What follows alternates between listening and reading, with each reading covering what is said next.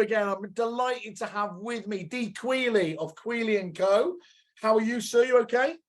Yeah, all good here. Thanks very much, Simon. Dapper as usual. Always make me feel very jealous here in my prop tech garb. But anyway, Dee, we're here to have a chat today about Crux. Crux, the recruiters, well known in the industry. Obviously, I think you've worked with them for a number of years. Just to so people understand your business, you run a fantastically successful office down in Sittingbourne, don't you? You're a RAN member, won multiple awards, which of course I've noticed from across the room at all these lovely events to see you going up on stage and picking it there. Obviously getting the right people is absolutely, I don't think there is anything more important, much as that's coming from a, pseudo techie like myself, a prop tech person here.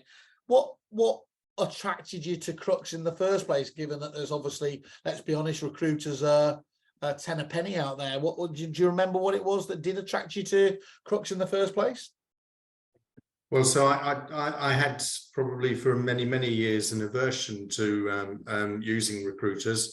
I hadn't, prior to 2020, had any real success there. And in fact, most of the people that I've ever recruited into my business have been people we know, okay.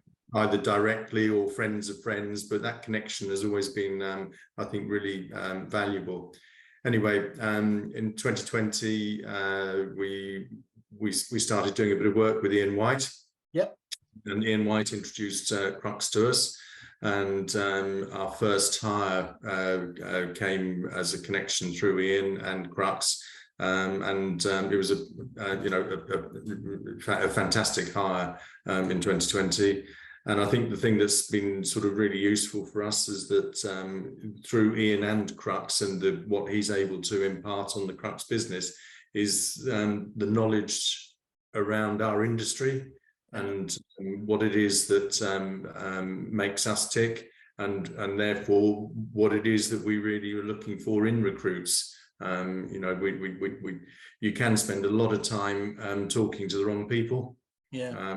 We found that we have recruited a number of people since 2020 using Crux, and I think they've all been successful. Oh, that's great here. I mean, it's always it's always a bit of a gamble, isn't it? So if that's the case, that's a really high strike rate, as they say, isn't it? And I suppose what you're saying there, then, if I'm to understand it, is because Ian and his team get property, that kind of validation, that first stage is going to get rid of more of the ones that wouldn't be right for your business, especially as they understand your business so well. Understanding that they've got the right culture for Quealy Co is a really nice extra kind of feature that you wouldn't get with a generic recruiter, I guess. Yeah, and I think it's, what we'd be looking for is we don't want to be a sort of throwing mud at the wall type customer. We want to spend time talking to the right potential recruits, as opposed to just having anybody and everybody thrown at us. That's why you rejected my CV 7 times. So I'm not bitter, Dee. But anyway, that's what do they say? Groucho Marx, never let yourself into a club and accept you as being a member, would they? So and obviously, I suppose on that recruitment side, it's only getting harder, isn't it? Right, in terms of finding the right people, scaling the business when you need to. Obviously, that seems to be more of a difficult job than ever these days. Well, it is, because we pride ourselves on our staff retention.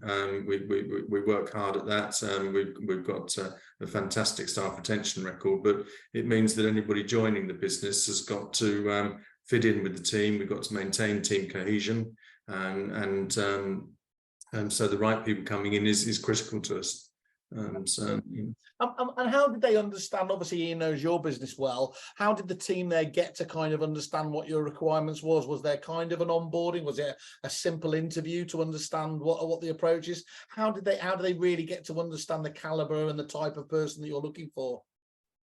I think it's probably a sort of an ongoing arrangement, as opposed to a sort of an initial onboarding and then it's set in stone at that point. I think, as they present candidates and we talk through whether we want to take them forward or not, they start to get to feel what it is that we like about people. Okay, that makes sense. And do you think they have any other key strengths apart from obviously that kind of domain knowledge there? You know, I suppose what do they do differently to other recruiters other than that kind of knowledge? I suppose recruiters are by nature probably going to be, for the most part, tenacious. Yeah. I understand that, and I think there's a sort of a balance between that tenacity and people being too persistent or too pushy. So it's getting a balance there of trying to communicate with us in the right way, follow up interviews in a timely fashion, but not be perhaps on our case at the wrong times. Doing the basics really well, it sounds like, is the key element there. And I'm guessing they don't fall for some of those horrible old recruiter tricks, you know, when somebody gets to the end of their restriction clause, they're not straight on the phone trying to recruit them away to other businesses, which I have heard happens with other recruiters. They don't fall into that trap, I guess. I'm not aware that that's happened. I mean, so as I said, I mean, our staff retention, we don't lose people to other agents. We very rarely lose people at all. But seeing all those awards, Dee, I can understand why. But we certainly don't lose people to other agents. But I'm hopeful, therefore, and fairly confident that 3 month issue doesn't arise. No, I've certainly heard it from other people that say, you know, whereas that has been a factor with other recruiters, they can be a little bit naughty on that side of things. That isn't, you know, they ultimately they're in this industry, right? And so they want to stay part of it. And you just burn your bridges if you go down that route, don't you? So it just doesn't work. Okay, so your final thoughts then, just in terms of your final thoughts on Crux, how would you rate your experience with them overall, just to summarize it? On a score, give it out of 5 would be tremendously helpful, so we can put them on the website.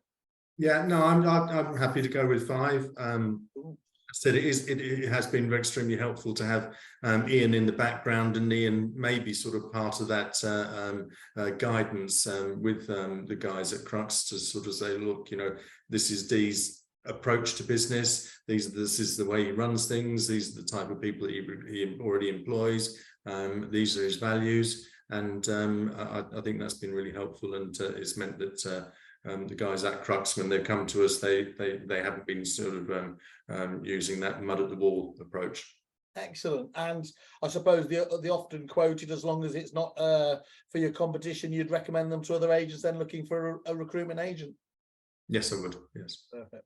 Dee, thank you so much for your time today. It's much appreciated. We always say thanks to obviously those companies that deserve to be shouted about, you know, deserve their success. So having people like yourself, obviously so well respected, being willing to share their time, I think says a lot about it.